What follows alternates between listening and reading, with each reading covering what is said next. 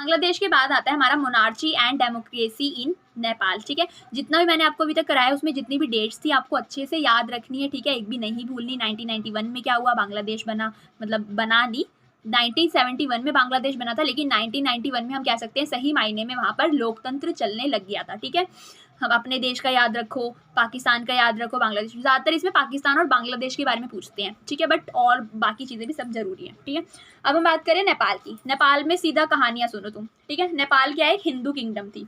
ठीक है, यानी कि यहाँ पे हिंदू वाला एक, यहाँ पे ज़्यादातर हिंदू रहते हैं। ठीक है, यहाँ पर क्या चलता था, यहाँ पर कॉन्स्टिट्यूशनल मोनार्ची चलती थी, यानी कि संविधान भी है। ठीक है, संविधान भी और राजतंत्र चल रहे हैं, यानी राजा का शासन चल रहे हैं। ठीक है, इसकी वजह से जो लोग थे उन्होंने क्या बोला कि हमें क्या चाहिए, एक ओपन और रिस्पॉन्सिव गवर्नमेंट चाहिए, यानी कि खुली गवर्नमेंट चाहिए जो कि हमारी जिम्मेदारी ले सके।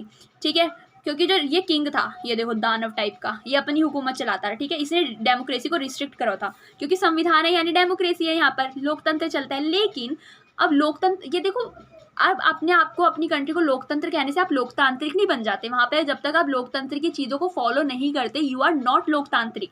ठीक है जी, तो ये जो किंग था यहाँ का, ठीक है, किंग की जो आर्मी थी, अपनी खुद के सैनिक होते हैं ना इनके, राजाओं के, इन्होंने क्या कर रखा था, डेमोक्रेसी को बहुत ही लिमिट कर रखा था, यानी ज़्यादा कुछ खास थी नहीं यहाँ की डेमोक्रेसी। उसके बाद इसकी वजह से 1990 में क्या हुआ, बहुत ही ज़्यादा लोगों ने प्रो डेमोक्रेसिक मूवमेंट चलाई, यानी कि लोकतंत्र के लिए बहुत ही आंदोलन शुरू कर दिए 1990 में। ओके जी, इसके बाद जो राजा था थोड़ा दबाव में आ गया और इसने क्या कर दिया, डेमोक्रेसी के लिए मतलब कर दिया, हाँ ठीक है, और डेमोक्रेसी चलाई, लेकिन अपने तरीके से। इसने क्या करा, बहुत ही छोटी डेमोक्रेसी थी। ठीक है, उसमें इतना कुछ खास था नहीं, और खास बहुत सारे क्या होते थे इसमें, ट्रबल्स थे, यानी मुश्किलें बहुत सारी थी। अब लोग पागल थोड़ी है कि तुम कुछ भी दोगे और वो समझ लेंगे हाँ भाई ओके थैंक यू टाइप। ठीक है, तो लोगों ने क्या करा, फिर से शुरू हो गए यहाँ पे प्रोटेस्ट। ठीक है, 1990s में माओइस्ट स्प्रेड हो गया यहाँ पर। माओइस्ट होते हैं जो नक्सलवादी होते हैं ना, जो अलग ही अपना दंगे फसाद चलते, ना जिनको ना लोकतंत्र में बिलीव होता, ना उनको राजा में बिलीव होता, ना उनको किसी चीज़ में बिलीव नहीं होता। वो सिर्फ और सिर्फ हथियारों पे रखते हैं कि उनको अगर कोई भी अपनी बात मनवानी होती है तो वो क्या करते हैं, आर्म्स का वो सहारा लेते हैं। ठीक है, हथियार यूज़ करते हैं, गोली और ये सब चीज़ें, इनको नक्सलवादी लोग बोलते हैं। ठीक है, तो वहाँ पे नक्सलवाद शुरू हो गया, माओइस्ट जिसे हम बोलते हैं। ठीक है, इसमें क्या था, आर्म्ड रिसर्केशन अगेंस्ट मोनार्ची, यानी कि ये क्या कर रहे थे, जो रूलिंग एलाइट्स है राजा के खिलाफ, और साथ ही साथ किसके, जो आर्म्स हैं, ठीक है, यानी कि जितने भी आर्मी वार्मी खोल रखी है राजा ने, इनके खिलाफ क्या करते हैं, मूवमेंट लड़ रहे थे माओइस्ट लोग। ठीक है, इसके बाद क्या हुआ, अब देखो वहाँ पर कैसी सिचुएशन हो गई थी, वहाँ पर एक ट्राइंगल टाइप बन गया था। ठीक है, नेपाल में क्या बन गया, ट्राइंगल टाइप बन गया था। एक तरफ माओइस्ट चल रहे हैं जो नक्सलवादी होते हैं, ठीक है, एक तरफ डेमोक्रेट्स हैं जो क्या चाहते हैं, लोकतंत्र चाहते हैं, ये बेचारे लोकतंत्र चाह रहे हैं ना, और एक तरफ क्या है, मोनार्चिस्ट फोर्स है, यानी कि राजा की सेना। ठीक है, तो एक तरफ राजा की सेना हो गई, एक तरफ लोकतांत्रिक लोग हैं जो लोकतंत्र चाहते हैं अपने देश में, और एक तरफ ये जो नक्सलवादी हैं, ये जो फुल डंडा बारूद चलाते हैं। ठीक है, इसकी वजह से क्या हुआ 2002 में, और देखो अब इसने किंग ने हद ही पार कर दी। ठीक है, एक तो यहाँ पे इतने सारे प्रोटेस्ट चल रहे हैं, इसको अक्ल नहीं आ रही, इसने क्या करा 2002 में पार्लियामेंट भी अबॉलिश कर दी, जो बची कुची पार्लियामेंट थी, है ना, पार्लियामेंट संसद जिसे हम बोलते हैं, उसको भी अबॉलिश कर दिया, उसको भी ख़त्म कर दिया, और जो गवर्नमेंट थी, जो एक सरकार चल रही थी ऐसे ही नाम की हम बोल सकते हैं, उसको भी ख़त्म कर दिया, कह रहा चलो निकलो तुम भी। ठीक है, अब देखो अब लोग और भड़क गए, लोग कह रहे भाई तू पागल हो गया है ना। तो अप्रैल 2006 में क्या हुआ, देखो ये इसका ये वाला याद रखना है, अब 6 वाला, अप्रैल 2006 में बहुत, जिसे बोलते हैं बहुत ज़्यादा मूवमेंट शुरू हो गया, इतना आंदोलन शुरू हो गया, लोगों ने इतनी मांग करनी शुरू कर दी लोकतंत्र की एट द एंड फिर होना पड़ा। ठीक है, इसमें क्या चल रहा था, एक तो 7 पार्टी अलायंस जो थी, अगर पूछ ले 7 पार्टी अलायंस कौन से देश से बिलोंग करती है, तो ये नेपाल की थी। ठीक है, SPA जिसे हम बोलते हैं, 7 पार्टी अलायंस, माओइस्ट और सोशल एक्टिविस्ट। अब ये सोशल एक्टिविस्ट थे जो मतलब होते हैं ना सामाजिक, हम कह सकते हैं, अपनी जो राय देते हैं कुछ लोग, तो ये लोग जो थे ये चाह रहे थे नॉमिनल मोनार्च होनी चाहिए, यानी नाम की राजतंत्र होना चाहिए।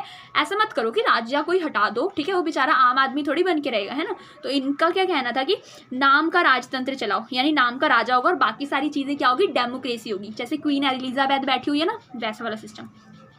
ये जो माओइस्ट वाले लोग थे ये चाहते थे रेडिकल और सोशल पॉलिटिकल रिस्ट्रक्चरिंग। ठीक है, यानी ये बोल रहे थे कि एकदम से मतलब सारी चीज़ चेंज करो, हमें नहीं चाहिए ये सब, है ना।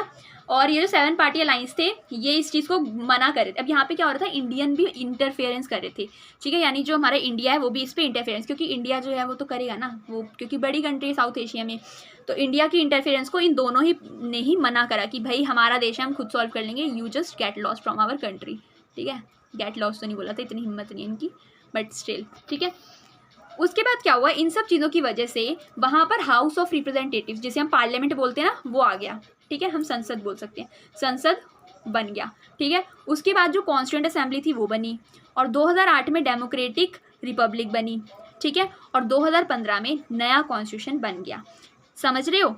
तो 2015 में क्या हो गया, नया वहाँ का कॉन्स्टिट्यूशन बना। आपको सब चीज़ें याद रखनी है। नेपाल का नया कॉन्स्टिट्यूशन कब बना था, 2015 में बना था। पुराने वाला तो ऐसे नाम का था, फालतू था जिसे बोल सकते हैं हम।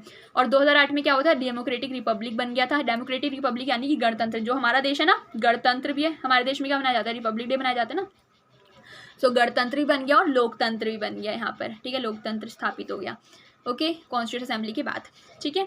उसमें क्वेश्चन आ सकता है कि जो नेपाल था उसको हम कह सकते हैं कि कब, मेन यहाँ पे 2006 और 2002 ये वाली डेट्स याद रखनी है, ठीक है। तो इसके साथ हमारा ये नेपाल भी खत्म होता है, ओके। अब आता है हमारा श्रीलंका, ठीक है। आप अगर बोर भी हो रहे हो इस स्टोरी से या फिर जो भी है, तो आपको बस स्टोरी की तरह लेना है, एंड आई होप आप नहीं हो रहे होगे, क्योंकि ईजी सा चैप्टर है यार, है ना। अब देखो श्रीलंका में क्या चल रहा था। श्रीलंका को पहले क्या बोलते थे, सेलोन बोलते थे। क्या बोलते थे, सेलोन, हिंदी में भी लिख रही हूँ मैं, सेलोन बोलते थे, ओके, याद रखना है। श्रीलंका को अब श्रीलंका बोलते हैं, और पहले का इसका नाम था सेलोन। यहाँ पे क्या था, यहाँ पे दो तरीके के लोग रहते थे। एक तो रहते थे सिन्हलाज, ठीक है, एक क्या रहते थे, सिन्हला लोग, और दूसरे रहते थे तमिल लोग। तमिल लोग कौन से थे, जो इंडिया से यहाँ पर शिफ्ट हुए थे, ठीक है, इंडिया से आए थे। अब जो तमिल वाले लोग थे, इनके जो अधिकार थे, मतलब इनको ज़्यादा इंपॉर्टेंस नहीं दी जाती थी श्रीलंका में, जिसको सैलून बोलते थे पहले, है ना, वहाँ पर इनको ज़्यादा इंपॉर्टेंस नहीं दी जाती थी, ठीक है। और मिलिटेंट तमिल नेशनलिज्म, ये लोग अलग ही अपने तमिल नेशनलिज्म की मांग कर रहे थे, यानी कि ये बोल रहे थे कि हमें अलग से देश दो, क्योंकि यहाँ पर हमें कोई भी राइट्स नहीं मिलते, है ना, देश नहीं, एक तरीके से ये अपनी हक को ही मांग कर रहे थे। लेकिन वहाँ पर जो दूसरी कम्युनिटी सिन्हला, जो क्या, सिन्हला कौन थे, जो पहले से ही, जिनका जो पैदा ही यहाँ पर हुए हैं, ठीक है, श्रीलंका में हुआ है। सिन्हला लोग बोलते थे कि हम तमिल्स को कुछ भी नहीं देने वाले, ठीक है। क्यों नहीं देंगे, क्योंकि श्रीलंका हमारा है, तुम कहीं और से आए हो, तुम इंडिया से आए हो, तुम हमारे कंट्री के बिलोंग नहीं करते, ठीक है। सो तमिल्स के लिए हम कोई भी ऐसी चीज़ें नहीं बरतेंगे, या फिर उनको समान अधिकार हम क्यों दें, ठीक है। अब देखो, और एक और चीज़ है आपको याद रखना, 1948 में, ये तो आपको आराम से याद हो जाएगा कि 1947 में हमारा इंडिया को इंडिपेंडेंस मिली थी, और इसके जस्ट एक साल बाद यहाँ पर आज़ादी मिली थी श्रीलंका को, ठीक है। श्रीलंका को आज़ादी कब मिली थी, 1948 में। और यहाँ पर सीरियस चैलेंज चलता था एथनिक कॉन्फ्लिक्ट को लेकर, जो हमने देख लिया है कि दो कम्युनिटी आपस में लड़ने मरने में लगी हुई है, ठीक है। कौन कौन सी, एक तो तमिल जो इंडिया से आए हुए हैं, और जो सिन्हलाज हैं जो यहीं के रहने वाले हैं शुरू से ही, ठीक है, और ये तमिल लोगों को अधिकार नहीं देते थे। इन सब चीज़ों की वजह से क्या हुआ, जो तमिल लोग थे उन्होंने क्या कर दिया, LTTE बना ली, ठीक है। LTTE क्या, फुल फॉर्म क्या होती है, liberation tigers of Tamil Eelam, ठीक है, बहुत इंपॉर्टेंट है, याद रखना है, liberation tigers of Tamil Eelam. अब यहाँ पे क्या सिस्टम चल रहा था, देखो 1983 में इन्होंने ये बनाई थी तमिल्स ने, ठीक है, 2009 तक चली थी ये, ओके।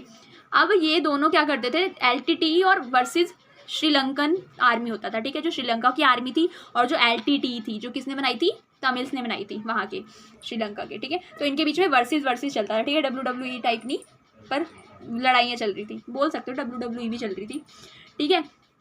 और ये लोग क्यों, इन्होंने ये लिबरेशन तमिल टाइगर्स जो भी है, liberation tigers of Tamil Eelam क्यों बनाया था, इन्होंने बनाया था तमिल की मांग, ये जो तमिल ईलम है, यानी कि इनको क्या चाहिए था, नॉर्दर्न ईस्टर्न पार्ट जो है श्रीलंका का, वो ये चाहते थे कि हमें दे दो, है ना, यानी हमें चाहिए, क्योंकि आप हमारे अधिकार तो मानते नहीं हो, तो हम अपने आप देख लेंगे अपने आप को, ठीक है। तो ये डिमांड करे थे तमिल ईलम की, जैसे कि यहाँ पर हमारे देश में मुस्लिम लीग जो थी वो मांग कर रही थी ना पाकिस्तान की, वैसे ही जो तमिल्स हैं श्रीलंका में वो मांग कर रहे थे तमिल ईलम की। ईलम यानी कि स्टेट, यानी देश, कुछ भी बोल सकते हैं आप, ओके जी। अब देखो, अब आता है इंडिया का रोल। इसमें इंडिया ने क्या करा, क्या चीज़ जो थी इंडिया ने करी। अब देखो, बहुत सारी क्या कह सकते हैं हम, तमिल्स के साथ अत्याचार हो रहे थे वहाँ पर, ठीक है, श्रीलंका में, क्योंकि श्रीलंका की जो आर्मी थी वो तमिल्स के खिलाफ चल रहा था, ठीक है, LTTE और वर्सेस श्रीलंकन आर्मी चल रहा था, है ना। अब ये जो तमिल लोग हैं कहाँ के थे, इंडिया के थे, तो इन लोगों ने बोला कि हाय प्रोटेक्टस, हमें बचाओ, है ना, बचाओ बचाओ चल रहा था इनका, कि हम आपकी कंट्री से हैं, इंडिया से बिलोंग करते हैं, तो हमें क्या है, आप बचाओ। अब देखो इसकी वजह से जो इंडिया था, इंडिया ने बहुत बार नेगोशिएट करने की कोशिश करी श्रीलंका के साथ, यानी कि बातचीत करके मुद्दा सुलझाने की कोशिश करी कि इनके बीच में जो भी चल रहा है श्रीलंका में वो सही हो जाए, है ना। उसके बाद लेकिन वो श्रीलंका माना नहीं, ठीक है। श्रीलंका के जो सिंहलाज लोग थे वो माने नहीं, ठीक है, हम क्यों दे भाई भग यहाँ से, है ना। तो 1987 में क्या हुआ, 1987 में डायरेक्ट इन्वॉल्वमेंट हो गई LTT versus Indian army. LTT को, अब देखो भाई साहब क्या चल रहा है, एलटीटी जो है लिबरेशन टाइगर्स ऑफ तमिलीलम, जो कहाँ के हैं, जिन्होंने किया, कौन है ये, तमिल लोग ही हैं जो हमारी कंट्री से बिलोंग करते थे। इनके साथ ही इंडियन आर्मी क्या हो गई, भिड़ गई, ठीक है। ऐसा कुछ हो गया जिसमें इंडियन आर्मी एलटीटी वालों के साथ भिड़ गई। कब भिड़ी थी, 1987 में, ठीक है। सीधा लड़ाई वड़ाई टाइप हो गया। इसकी वजह से एक तो वो जो तमिल लोग थे वो भी दुखी हो गए, और जो श्रीलंका वाले लोग थे वो भी दुखी हो गए। उन्होंने वो, क्योंकि वो नहीं, मतलब उनको पसंद नहीं आया कि इंडियन आर्मी यानी जो इंडिया है वो हमारे देश में कैसे आ रखा है ना। ये हमारे अंदर के जो इंटरनल अफेयर्स हैं, यानी कि हमारे आंतरिक जो मुद्दे हैं उसमें इंटरफेयर कर रहे हैं। इंटरनल अफेयर्स में क्यों घुस रहा है इंडिया, ठीक है। तो इसलिए ये लोग भी, श्रीलंका वालों को भी कुछ अच्छा नहीं लगा इन सब चीज़ों को देखकर, ठीक है। उसके बाद 1989 में क्या हुआ, 1987 में इंडिया ने क्या करी थी, अपनी इंडियन पीस कीपिंग फोर्स, जो है पीस कीपिंग फोर्स है, जो इंडिया की पीस कीपिंग फोर्स है ना, शांति वाली हम कह सकते हैं फोर्स, ये इसलिए भेजी जाती है ताकि दूसरे देशों में जो मुद्दे हैं उनको सुलझाया जा सके, ठीक है, या फिर सब कुछ शांति वांति बनाई जा सके, ठीक है। तो 1987 में इन्होंने भेजी थी श्रीलंका में, और 2 साल बाद ही इनको वापस मंगवानी पड़ी, क्योंकि वहाँ पे कोई भी खुश नहीं था इस चीज़ को लेकर, ठीक है। तो IPKF यानी कि आई से इंडियन, पी से पीस, पीस मीन शांति कीपिंग फोर्स, ठीक है। तो इसको वापस बुला लिया इंडिया ने अपनी कंट्री में, ठीक है। और इसके बाद क्या हुआ, वायलेंट स्कैंडिनेवियन कंट्रीज जो थी, नॉर्वे और आइसलैंड, इन्होंने भी क्या करा, मतलब इसमें मुद्दों पर बोला, इन्होंने बहुत सारी हम कह सकते हैं सुलझाने की कोशिश करी इस मुद्दे को, ठीक है। और 2009 में जो ओवर हो गया क्या, LTT, मतलब कि अभी भी ये जो मुद्दा है तमिल और ये सिन्हला वालों का, ये सॉल्व नहीं हुआ है, बट स्टिल चल रहा है अभी भी, ठीक है। लेकिन 2009 में LTT तो खत्म हो गया था, ठीक है। तो याद रखना है LTT का वॉयलेशन कब हो गया, यानी जो हम कह सकते हैं लिबरेशन टाइगर्स ऑफ तमिलीलम थे, ये रुक गए, यानी ये ख़त्म हो गए 2009 में। ख़त्म मीन्स मर नहीं गए, इनकी जो पार्टी टाइप बना रखा था ख़त्म कर दी इन्होंने, ओके। इसमें ये भी याद रखना है, नॉर्वे और आइसलैंड वाला सिस्टम श्रीलंका में, ओके। अब देखो, अब हम कुछ अच्छी चीज़ें पढ़ते हैं श्रीलंका के बारे में।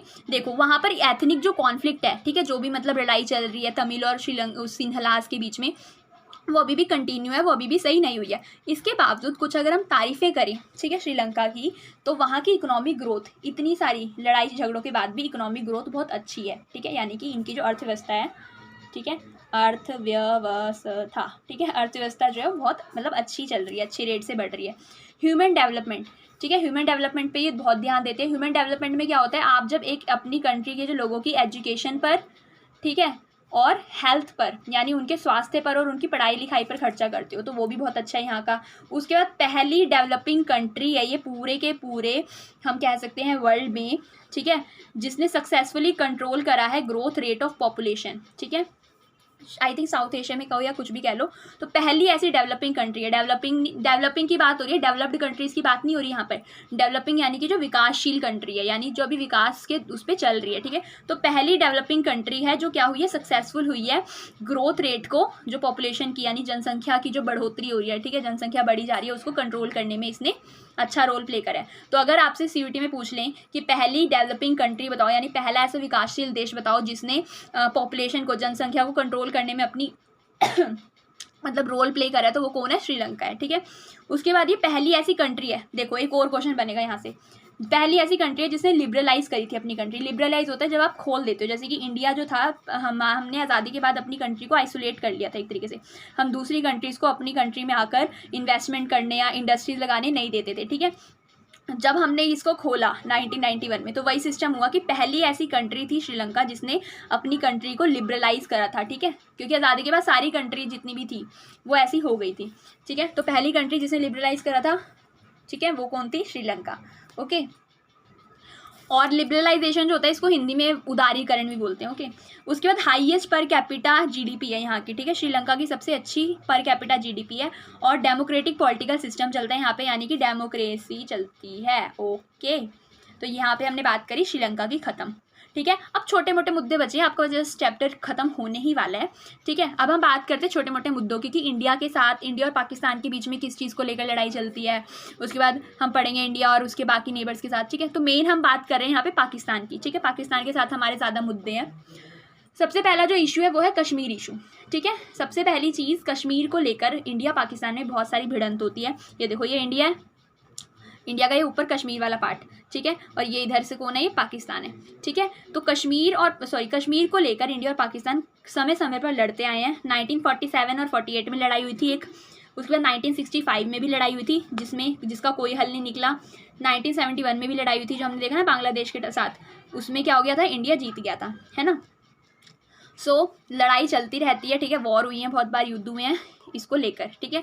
और ये जो है, यहाँ तक कि जो पाकिस्तान है उसने जानबूझकर खुद ही एक जो पार्ट था वो हथिया लिया था इंडिया का, जो कश्मीर का पार्ट है, जिसको ये लोग क्या बोलते हैं, जिसको ये आज़ाद कश्मीर बोलते हैं, और इंडिया इस पार्ट को बोलता है पाकिस्तान ऑक्यूपाइड कश्मीर, यानी POK, यानी इन्होंने कब्जा करा उस पर पाकिस्तान वाले थोड़ी बोलेंगे ये चीज़। पाकिस्तान वाले क्या बोलते हैं, इसको आज़ाद कश्मीर बोलते हैं, ठीक है। और यहाँ पर ये जो लाइन ऑफ कंट्रोल है, ठीक है, इस लाइन को बोला जाता है, ये जो पॉइंट है ना यहाँ पर, इसको बोला जाता है लाइन ऑफ कंट्रोल, ठीक है। सो ये चीज़ याद रखनी है। दूसरा मुद्दा क्या है, साइचेन ग्लेशियर। साइचेन ग्लेशियर को लेकर भी यहाँ पर मुद्दा चलता रहता है। देखो, ये लाइन थी ना, लाइन ऑफ कंट्रोल, इसका ये वाला पॉइंट है, इसको बोला जाता है साइचेन ग्लेशियर, ठीक है। ये ग्लेशियर है एक, इसके लिए भी लड़ाई करते रहता है पाकिस्तान की, ये जो है ये हमारा है, ठीक है, क्योंकि यहाँ पे इन्होंने ये बना लिया लाइन ऑफ कंट्रोल। अब ये बोलते हैं कि ये पार्ट हमारा है तो ये भी हमारा है। इंडिया बोलते हैं नहीं, ये तुम्हारा नहीं है, हम तो इसके लिए ही मना करते हैं, ठीक है, बट हथिया लिया, क्या करें। ओके, तो साइचेन ग्लेशियर के लिए भी लड़ाई करते रहते हैं इनमें। 1990s में आर्म्स रेस भी चली है। क्या हुआ, आर्म्स रेस होता है जिसमें आप दो जो कंट्रीज होती है, दोनों एक अपने टक्कर पे आने के लिए क्या करती है, आर्म्स बनाती है, यानी कि हथियार बनाती है, ठीक है। तो दोनों ने ही क्या करा, न्यूक्लियर वेपन्स बनाए एक दूसरे के खिलाफ। 1998 में, वेरी इंपॉर्टेंट, ठीक है, 1 नंबर में आ सकता है आराम से। 1998 में इंडिया ने अपना पहला न्यूक्लियर एक्सप्लोजन करा, कहाँ पर, पोखरन में। एक्सप्लोजन होता है टेस्ट करना एक तरीके से, ठीक है, न्यूक्लियर टेस्ट जो करा ना, पोखरन में करा। इससे पहले भी करा था बट वो अनसक्सेसफुल हुआ था। 1998 में जो करा था वो सक्सेसफुल हुआ था, और कहाँ पर करा था, पोखरन में करा था, ठीक है। इससे पहले वाला ही पोखरन में करा था जो अनसक्सेसफुल रहा था, बट उसकी डेट आई थिंक यहाँ पे मैंने लिखी नहीं है। और फिर पाकिस्तान थोड़ी पीछे रहेगा, पाकिस्तान ने भी न्यूक्लियर एक्सप्लोजन करा, कहाँ पर, चगाई हिल्स में, याद रखना है। इंडिया ने कहाँ पे करा, पोखरन में, ठीक है। आई थिंक ये राजस्थान में पड़ता है, पता नहीं कहाँ पड़ता है, आई डोंट नो, राजस्थान में शायद, हाँ, ठीक है। तो न्यूक्लियर एक्सप्लोजन, न्यूक्लियर टेस्ट करा पोखरन में 1998 में, और 1998 में ही पाकिस्तान ने कहाँ पर कर दिया, चगाई हिल्स में, ठीक है। कि और इसकी वजह से क्या हुआ, दोनों ही अब सुपर पावर से, इसके पास भी पावर है, इसके पास भी पावर है, इंडिया और पाकिस्तान के पास। तो इन दोनों ने डायरेक्ट वॉर में ये इस वजह से नहीं आए, क्योंकि अगर इंडिया पे अगर इसने वार करा तो इंडिया उड़ा देगा इसको पूरा। अगर इंडिया तो वैसे भी बेचारा शांति प्रिय देश है, तो हम वैसे ही किसी से लड़ाई झगड़े के लिए नहीं आते, है ना। तो इस वजह से डायरेक्ट और फुल स्केल वॉर जो थी वो नहीं हो पाई, ठीक है। उसके बाद इंडिया जो है वो पाकिस्तान की गवर्नमेंट को बहुत सारी चीज़ों में ब्लेम करता है, यानी उनको दोषी ठहराता है। सबसे पहली चीज़ तो हम बोलते हैं कि ये जो है पाकिस्तान वाले लोग क्या करते हैं, कश्मीर में इतने सारे जो मिलिटेंट्स हैं, है ना, आर्मी है, उनको क्या करते हैं, आर्म्स प्रोवाइड करते हैं। यहाँ के जो लोग हैं कश्मीरी, उनको आतंकवादी बनाते हैं, उनको हथियार देते हैं, ठीक है, उनको ट्रेनिंग देते हैं। वो है ना एक, क्या कहते हैं उसे, ISI करके एक इनकी पूरी ऑर्गेनाइजेशन बनी हुई है आतंकवादियों की, तो उसमें मिलाते हैं, ट्रेनिंग देते हैं, उनको पैसे देते हैं, ठीक है, और टेररिस्ट स्ट्राइक कराते हैं इंडिया के ऊपर, आतंकवादी हमले कराते हैं। तो इन चीज़ों के लिए हम पाकिस्तान को ब्लेम करते हैं, पाकिस्तान की गवर्नमेंट को, ओके। और ये भी बोलते हैं हम कि जो पाकिस्तान वाले हैं वो क्या करते हैं, हमारे देश में अगर कोई भी भड़के हुए लोग हैं, जैसे कि खालिस्तान वाले जो लोग हैं, जो खालिस्तान की मांग कर रहे हैं ना, उनको भी क्या करते हैं ये लोग, पाकिस्तान वाले हथियार देते हैं कि हाँ भाई और लड़ो मरो, है ना। तो 1995 में इनको हथियार भी दिए थे और हमले भी करवाए हैं पाकिस्तान वालों ने इंडिया पर, ओके। उसके बाद साथ ही साथ anti Indian campaigns in north east through Bangladesh and Nepal. और क्या करते हैं, ISI जो है उसके ज़रिए बांग्लादेश और नॉर्थ ईस्ट की तरफ से हमारे ऊपर क्या करते हैं ये लोग, हमले करते हैं और आतंकवादी स्ट्राइक्स करवाते हैं नेपाल नुपुल वाली साइड से, ठीक है, समझ गए। उसके बाद पाकिस्तान जो है, अब पाकिस्तान भी ब्लेम करता है इंडिया की गवर्नमेंट को, क्यों, कहता है कि जो इंडिया वाले हैं वो क्या करते हैं, सिंध और बलूचिस्तान में बहुत सारे ट्रबल्स करवाते हैं, हमारे खिलाफ उनको भड़का रहे हैं, सिंध के लोगों को और बलूचिस्तान के लोगों को, ओके। इसके बाद एक बहुत ही इंपॉर्टेंट आता है, ये आई थिंक ज़्यादा इंपॉर्टेंट नहीं है बट स्टिल पता होना चाहिए, है ना। उसके बाद आता है हमारा Indus river water disputes. Indus river यानी कि सिंधु नदी, ठीक है, जो सिंधु नदी थी उसके खिलाफ, उसके ऊपर भी ये लोग लड़ते थे, ठीक है। ये जो सिंधु नदी है यहाँ से होती हुई जाती है, ठीक है, ऐसे करके ये इंडिया में दिख रहा है, तो यहाँ से ऐसे ये जो सिंधु नदी है ये होती हुई जाती है, ये पाकिस्तान वाला पार्ट है और ये इंडिया वाला पार्ट है, तो दोनों में बहती है सिंधु नदी, ठीक है। तो इसके ऊपर भी लड़ते रहते हैं, कभी मतलब पानी रोक देते हैं यहाँ से, है ना, तो इसके ऊपर भी इन दोनों की लड़ाई चलती रहती थी। लेकिन 1960 में, बहुत इंपॉर्टेंट डेट है ये, ठीक है, 1960 में इंडस वाटर ट्रीटी साइन हो गई थी, यानी कि सिंधु नदी संधि, ठीक है। और किसने इसमें हेल्प करी थी? वर्ल्ड बैंक ने, ठीक है। ओके, तो 1960 में इंडस वाटर ट्रीटी हुई थी, यानी कि सिंधु नदी संधि कराई गई थी, और किसने इसमें हेल्प करी थी? वर्ल्ड बैंक ने, ठीक है, जो एक इंटरनेशनल ऑर्गेनाइजेशन का पार्ट है ना, उसने हेल्प करी थी। और 1960 से पहले ये बहुत ज़्यादा, जिसमें बोलते हैं हम, लड़ाई होती थी इन दोनों के बीच में, लेकिन 1960 के बाद लड़ाई वो नहीं कम हो गई, यानी होती है, थोड़ी बहुत होती है, कुछ ज़्यादा सीरियस प्रॉब्लम नहीं है अब 1960 में, जब से इंडस वाटर ट्रीटी साइन हुई है वर्ल्ड बैंक की हेल्प से, ठीक है, ये याद रखना है। ओके, एक और चीज़ है, एक और मुद्दा है जिस पे ये लोग लड़ते हैं, रन ऑफ कच्छ, ठीक है। कच्छ कहाँ पर है? ये देखो, ये जो गुजरात है ना, गुजरात के ये वाला जो पॉइंट है, यहाँ पर कच्छ पड़ता है, ठीक है, जिसको हम सर क्रीक भी बोलते हैं, मतलब नाम है ये, ठीक है, sir creek in run of Kutch. तो ये जो है, ये वाला मुद्दा अभी तक अनसेटल्ड है, इसके लिए भी लड़ाई करते रहता है। पाकिस्तान बोलता है कि ये हमारा है, देखो यहाँ पे पाकिस्तान यहाँ पे एंड हो रहा है, यहाँ पे हमारे गुजरात का भी वो है, बॉर्डर है, तो पाकिस्तान बोलता है कि ये वाला पार्ट हमारा है, हिंदुस्तान बोलता है भाई तेरा नहीं है, तू क्यों नहीं मानता, ठीक है। तो इस चीज़ के ऊपर भी लड़ाई चलती रहती है इंडिया और पाकिस्तान की। ओके, ये तो ये वाला सिस्टम है इनका, भाई भाई वाला सिस्टम है, क्योंकि हमने इनको अलग करा है ना, मतलब ये अलग हो गए हमसे, जैसे घर में नहीं होता कि भाई, बड़ा भाई छोटा भाई अलग अलग हो जाते हैं, सो वाला सिस्टम है एक तरीके से। तो ये लोग ज़मीन के लिए लड़ते रहते हैं ना। तो इस चीज़ के लिए भी ये जो पॉइंट है run of Kutch sir creek का, इसके लिए भी लड़ते हैं। और ये वाला मुद्दा अनसेटल्ड है, यानी कि ये छोटा सा मुद्दा है, लेकिन इसका इम्पैक्ट पड़ता है। देखो ये क्यों चाहते हैं ये वाला, क्योंकि यहाँ से समुद्र का एक्सेस मिल जाती है इन लोगों को, ठीक है। तो ये लोग चाहते हैं कि ये वाला जो जगह ये भी हमारी है, बट ये वाला मुद्दा अभी भी सॉल्व नहीं हो पाया है, ठीक है। सो ये सारे के सारे हमारे मुद्दे थे जिसके ऊपर इंडिया और पाकिस्तान समय समय पर लड़ता रहता है। ओके, अब हम बात करेंगे इंडिया और अदर नेबर्स की, इंडिया और दूसरे जो पड़ोसी देश हैं उनके साथ हमारे कैसे संबंध है साउथ एशिया में। ओके, तो इसके बाद हम बात करते हैं इंडिया और बांग्लादेश के बीच में क्या कॉन्फ्लिक्ट्स हैं, ठीक है। इंडिया और बांग्लादेश के बीच में भी बहुत सारी चीज़ों को लेकर मुद्दे हैं, जैसे कि एक तो रिवर्स को लेकर, गंगा और ब्रह्मपुत्रा जो ये दो नदियां हैं, इसको लेकर लड़ाई चलती है, ठीक है, बांग्लादेश और इंडिया के बीच में, इनके पानी को लेकर। दूसरा, बांग्लादेश जो है ये क्या करता है, जब देखो यहाँ पर हमारा इंडिया है, यहाँ पर क्या है, बांग्लादेश है, ठीक है। यहाँ पर छोटी सी जगह है जहाँ से हमारा जो दूसरा वाला पार्ट है, यानी जहाँ पे असम, त्रिपुरा, मिजोरम, 7 सिस्टर्स वाला जो पार्ट है, तो उसके बीच में छोटी सी जगह है, ठीक है। और यहाँ पर क्या है, उसके बाद फिर यहाँ पे चाइना आ जाता है ना, तो ये छोटी सी जगह है। तो हम चाहते हैं कि ये हमारे जितने भी आर्मी वाले हैं उनको यहाँ से जगह दे बांग्लादेश, लेकिन ये नहीं देता, ये मना कर देता है, ठीक है, कि नहीं, आप हमारे देश के बीच में से नहीं जाओगे, ठीक है। तो ये वाला एक मुद्दा चलता रहता है। उसके बाद बांग्लादेश जो है ये सपोर्ट करता है anti Indian Islamic fundamental groups को, जो इंडिया में जितने मुस्लिम और इस्लामिक ग्रुप्स जिन्हें हम बोलते हैं वो हैं, उनको जो बांग्लादेश है बहुत ज़्यादा हेल्प प्रोवाइड करता है, ठीक है, यानी उनको और ज़्यादा सशक्त बनाता है, आर्मीज़ देना या फिर हम कह सकते हैं हथियार देना, ठीक है। उसके बाद जो बांग्लादेश है वो एक्सपोर्ट भी नहीं होने देता नेचुरल गैस, यानी कि जो नेचुरल गैस का रास्ता है वहाँ से बांग्लादेश से होता हुआ आता है, वहाँ से वो एक्सपोर्ट भी नहीं होने देता नेचुरल गैस को, ठीक है, यानी आने नहीं देता हमारे देश में। म्यांमार से जो हम मंगाते हैं ना नेचुरल गैस, उसको ये अपनी कंट्री से निकलने नहीं देता, ठीक है। उसके बाद ये तो हमारे हैं मुद्दे कि बांग्लादेश के साथ जो हमारी शिकायतें हैं। अब बांग्लादेश की कुछ शिकायतें क्या हैं, ये हमें बोलता है इंडिया को कि इंडिया क्या है, रीजनल बुली है, यानी कि ये हमें दबाने की कोशिश करता है।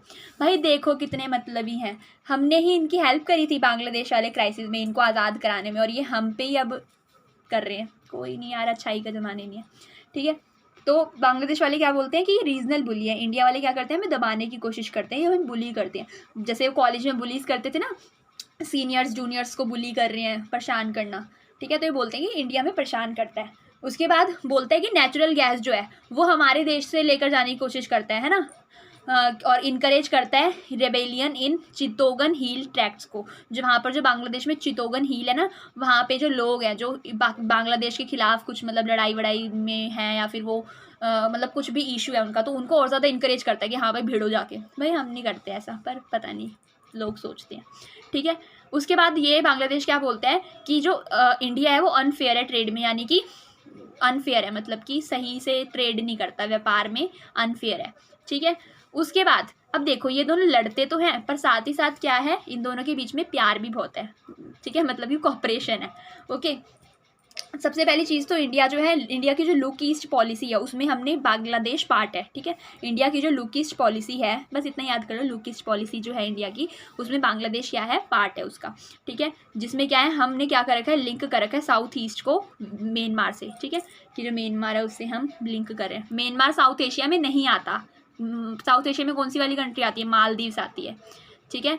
सो म्यांमार के रास्ते हम मतलब लिंक करना जो है उसमें, जिसको हम बोलते हैं लुक ईस्ट पॉलिसी इंडिया की, उसमें बांग्लादेश भी क्या है, पार्ट है। दूसरा क्या है, डिजास्टर मैनेजमेंट। कभी अगर कोई भी आपदा आ जाती है, ठीक है, प्राकृतिक आपदा आ जाती है, जैसे कि अर्थक्वेक आ गया बांग्लादेश में, या फ्लड आ गई, ठीक है, यानी बाढ़ आ गई, कुछ भी आ गया, तो उसमें भी हम हेल्प कर देते हैं, ठीक है, आपस में। उसके बाद जो कॉमन थ्रेड्स हैं, यानी कुछ अगर कोई भी हमला हो रहा है, कुछ भी हो रहा है, तो उसमें भी हम इंडिया क्या करते हैं, हेल्प करते हैं, ठीक है, फटाफट करते हैं इनको। उसके बाद आता है हमारा नेपाल और इंडिया, ठीक है। नेपाल और इंडिया के बीच में क्या सिस्टम है, सबसे पहली चीज़ तो ट्रेड रिलेटेड डिस्प्यूट्स थे, पहले के टाइम पे थे, अब तो हम अच्छे खासे दोस्त टाइप हैं, ठीक है। फुल मोमोज भी फेमस है ना वहाँ के है ना, पता नहीं कहाँ के, ठीक है। तो इंडिया जो है, इंडिया और नेपाल के बीच में पहले क्या चलते थे, ट्रेड रिलेटेड डिस्प्यूट्स चलते थे, यानी कि व्यापार को लेकर, ठीक है, व्यापार को लेकर थोड़ी होती थी लड़ाई वड़ाई, ठीक है। उसके बाद हमारी इनसे क्या शिकायत है, हम इंडिया की शिकायतें पढ़ रहे हैं कि जो इंडिया है, हमें ये शिकायत है नेपाल वालों से कि ये क्या करते हैं, इंडिया की जो वो है, मतलब इंडिया में जो लोग आतंकवाद फैलाने की कोशिश करते हैं उनको रोकते नहीं है, ठीक है, उनके भी खिलाफ इनएक्शन लेते हैं। उसके बाद ये जो माओइस्ट मूवमेंट हमने पढ़ा था ना, नेपाल में माओइस्ट मूवमेंट चलता था, नक्सलवाद, तो जो नक्सलवाद है वो नेपाल से होते हुए हमारे देश में भी आता है, ठीक है। तो नक्सलियत जो ग्रुप्स हैं, ठीक है, इंडियन स्टेट में, जैसे कि बिहार और आंध्र प्रदेश में तो बहुत ज़्यादा नक्सलवाद देखने को मिलता है, और किसकी वजह से, ये नेपाल की वजह से, ये समझ आ रही है। इसके बाद हम बात करते हैं नेपाल को हमसे क्या वो है दिक्कतें, ठीक है, कुछ उन्हें भी दिक्कतें हैं, इनको क्या दिक्कतें हैं, ये बोलते हैं कि जो इंडिया है, सबको यही दिक्कत है हमसे कि जो इंडिया है वो क्या करता है, इंटरनल अफेयर्स में इंटरफेयर करता है, ठीक है, कि हमारे आंतरिक जो मुद्दे हैं उसमें क्या करता है, दखल अंदाजी करता है। उसके बाद बोलता है नेपाल कि देखो नेपाल कहाँ पर है, ये हमारा इंडिया है ना, मतलब चलो मैं बना देती हूँ थोड़ा सुंदर सा, सुंदर तो नहीं है वैसे, ठीक ही है। तो नेपाल क्या है, यहाँ पर है ना, समझ रहे हो, और नेपाल के ऊपर क्या है, चाइना है। तो देखो नेपाल के आसपास कहीं पे समुद्र है ही नहीं, है ना, नेपाल के आसपास क्या है, समुद्र है ही नहीं, ये इंडिया समझ लो, यहाँ पर नेपाल है और यहाँ पर चाइना है ना। तो जो नेपाल है उसके आसपास कहीं पर भी समुद्र नहीं है, कहीं पर भी पानी है ही नहीं, पूरी लैंड लॉक्ड कंट्री है ये। लैंड लॉक्ड होती है जो चारों तरफ से क्या है, ज़मीन से घिरी हुई है, ठीक है। तो बोलता है नेपाल कि हमें जो इंडिया है वो पानी वाले रास्ते से कुछ भी करने नहीं देता, यानी कि हमको अच्छे से एक्सेस नहीं देता सी की तरफ, यानी कि समुद्र की तरफ, ठीक है, समझ आ गया। ये दोनों की शिकायतें चलती है। उसके बाद अगर हम बात करें इन दोनों की कॉपरेशन की, यानी कि क्या क्या चीज़ें अच्छी हैं, तो सबसे पहली चीज़ तो आपको नेपाल और इंडिया में ट्रैवल करने के लिए कोई वीज़ा कोई पासपोर्ट की ज़रूरत नहीं है। अगर आप प्लान करोगे मेरे को नेपाल घूमना है तो यू कैन विजिट, ठीक है, आपको कोई पासपोर्ट वीज़ा की ज़रूरत नहीं है। दूसरी कंट्री में जाने के लिए चाहिए होता है ना, बट नेपाल में और इंडिया में ऐसा कुछ भी सिस्टम नहीं है। उसके बाद ये दोनों आपस में क्या करते हैं, साइंटिफिक कॉपरेशन करते हैं। बहुत सारे जो साइंटिफिक हम कह सकते हैं इन्वेंशंस होते हैं या कुछ भी होता है उसमें हम क्या करते हैं, इनकी हेल्प करते हैं। उसके बाद कॉमन नेचुरल रिसोर्सेज, बहुत सारे ऐसे संसाधन हैं जिसको हम शेयर करते हैं आपस में, ठीक है। उसके बाद डेमोक्रेसी, दोनों ही कंट्री में डेमोक्रेसी चलती है, दोनों ही कंट्री की जो पॉपुलेशन है, जो लोग हैं, वो डेमोक्रेसी की मांग रखते हैं, ठीक है, उनके अंदर बहुत ज़्यादा वो है, और दोनों में ही क्या हुई है, इंप्रूव हुई है डेमोक्रेसी, ठीक है। इसके बाद हम बात करते हैं इंडिया और श्रीलंका की, ठीक है। उसके बाद हम इंडिया और भूटान की बात करेंगे, ये तो छोटे छोटे से हैं। इंडिया और श्रीलंका की अगर मैं बात करूँ तो इनके बीच में एक टाइम पे क्या था, एथनिक कॉन्फ्लिक्ट चलता था, है ना। श्रीलंका में कौन थे, इंडिया के तमिल्स रहते थे, ठीक है, रहते हैं, ठीक है। तो ये इनके बीच में क्या है, एथनिक कॉन्फ्लिक्ट चलता है। अब इन दोनों के बीच में जो रिलेशंस है वो अच्छे कैसे होंगे इन दोनों के बीच में, जब हमारे देश के जो तमिल्स हैं वहाँ पर मारे जाते हैं, किल्ड है ना, मतलब किल्ड होते हैं, उनको मारा जाता है वहाँ पर, तो कैसे ही हम इनके साथ नॉर्मल रिलेशन बना लेंगे, है ना। उसके बाद आफ्टर 1987, अब हम बात करते हैं 1987 के बाद policy of disengagement for Sri Lanka Indian travels. हमने क्या करना शुरू कर दिया, एक पॉलिसी शुरू कर दी थी, दूर रहना रहेंगे हम तुमसे टाइप, ठीक है क्या लिखा है मैंने, ठीक है। तो 1987 के बाद हमने क्या कर दिया था, श्रीलंका से दूर रहने वाली नीति अपनाई। हम ज़्यादा उनके इंटरनल अफेयर्स में भी इंटरफेयर नहीं कर, जैसे हमने अपनी जो इंडियन पीस कीपिंग फोर्स थी IPKF, उसको भी हमने निकाल दिया था ना वहाँ से, मतलब वापस मंगा ली थी 2 साल के बाद जब हमने भेजी थी। तो हम क्या करते हैं, अब उनसे ज़्यादा वास्ता नहीं रखते श्रीलंका वालों से, हम अब एक तरीके से हम दूर रहते हैं उनसे। सो हमें दूर रहेंगे हम तुमसे, कीप डिस्टेंस टाइप सिस्टम है हमारा इंडिया और श्रीलंका के साथ, मतलब इंडिया और श्रीलंका का। उसके बाद हमने क्या करा है, फ्री ट्रेड एक्ट भी साइन करा हुआ है। ये चीज़ें तो ज़रूरी होती है इसलिए हमने करा हुआ है। फ्री ट्रेड एक्ट क्या होता है? फ्री ट्रेड एक्ट का मतलब होता है ये नहीं कि व्यापार फ्री में चल रहा है, मैं यहाँ से सामान भेज रही हूँ, वो वहाँ से सामान आ रहा है, ठीक है, फ्री फंड का नहीं। जो फ्री ट्रेड होता है, फ्री ट्रेड एक्ट जहाँ जहाँ पर आपको देखने को मिलेगा, फ्री एक्ट का मतलब होता है कि जो हम अगर व्यापार कर रहे हैं, ठीक है, तो हमें अगर किसी कंट्री में व्यापार करो तो हर कंट्री क्या लगाती है, एक्सपोर्ट ड्यूटीज़ और इम्पोर्ट ड्यूटीज़ लगाती है, तो वो ड्यूटीज़ नहीं होंगी, ठीक है, फ्री ट्रेड होगा। तो ये चीज़ साइन हो रखी है हमारे इंडिया और श्रीलंका के बीच में। उसके बाद इंडिया जो है उसने बहुत बार हेल्प करा है श्रीलंका की सुनामी रिकंस्ट्रक्शन में। सुनामी के बाद बहुत तबाही आ जाती है ना श्रीलंका में, क्योंकि श्रीलंका क्या है, श्रीलंका के आसपास समुद्र है, ओके। सो सुनामी की वजह से जो भी वहाँ पे डिस्ट्रक्शन होती है उसमें हेल्प करता है इंडिया। इसके बाद हम इंडिया और भूटान की बात करें, सबसे पहली चीज़ आपको इसमें की याद रखनी है कि भूटान को हम हिमालयन किंगडम बोलते हैं। हिमालय जो पर्वत है ना वो कहाँ पर है, भूटान में है, इसलिए भूटान को हम क्या बोलते हैं, हिमालयन किंगडम बोलते हैं, ठीक है, एक चीज़ याद होगी। उसके बाद हम ये जो इंडिया और भूटान है इनके बीच में कोई खास ऐसे डिस्प्यूट्स हैं नहीं है, ठीक है, यानी कि कोई ऐसी लड़ाई झगड़े नहीं है, बहुत ही प्यारे अच्छे संबंध हैं हम दोनों के, ठीक है, इंडिया और भूटान के। और भूटान एफर्ट टू वीड, और भूटान जो है हमारी बहुत हेल्प भी करता है किस चीज़ में, गुरीलाज जो है, यानी कि जो नक्सलवाद और हम कह सकते हैं ऐसे जो लोग हैं ना जो लड़ाई वड़ाई फैलाते हैं, तो इनके खिलाफ क्या करता है, उनको हटाने की कोशिश करता है। कहाँ से, नॉर्थ ईस्टर्न पार्ट से, जो इंडिया का जहाँ पे 7 सिस्टर्स है ना, असम, हम कह सकते हैं असम, त्रिपुरा और ये जितनी भी हमारे स्टेट्स हैं इंडिया के, उसमें ये जो गुरिल्ला वॉर चलती रहती है और मिलिटेंट्स और आपस में लड़ाई झगड़े करते रहते हैं, उनको निकालने की कोशिश करता है, वीड आउट करता है भूटान, ठीक है। उसके बाद इंडिया भी उसकी हेल्प करता है भूटान की, किसमें, hydro electric project. Hydro electric यानी कि पानी से जो बिजली और वो बनाया जाता है ना, पानी से बिजली बनाना, ये सब चीज़ें, तो इन सब चीज़ों में भी प्रोजेक्ट लगाए हैं हमने भूटान में, ठीक है, किसके लिए, डेवलपमेंट करने के लिए वहाँ की। अब देखो यहाँ पे हमारा चैप्टर अधिकतर फिनिश हो जाता है, बस एक ऑर्गेनाइजेशन के बारे में पढ़ना है हमें जिसका नाम है सार्क, ठीक है, साउथ ईस्ट एशियन एसोसिएशन करके है कुछ, ठीक है, उसके बारे में पढ़ेंगे। अब एक चीज़ हो रहा है कि जो इंडिया है, इंडिया को मतलब ये जितनी भी कंट्रीज़ है बाकी इनके अंदर ये चलता है कि इंडिया का जो साइज़ है और जो पोजीशन है, एक तो इंडिया सबसे बड़ी कंट्री है इन सारे 7 में से, अगर आप देखोगे तो सबसे बड़ी कंट्री इंडिया ही है।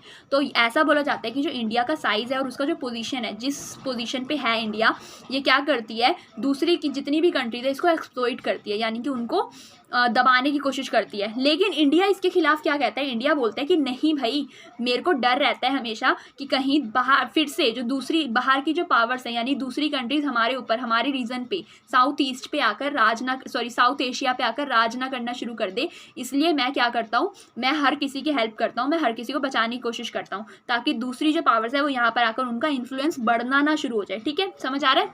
अब लास्ट टॉपिक बचता है हमारा सार्क।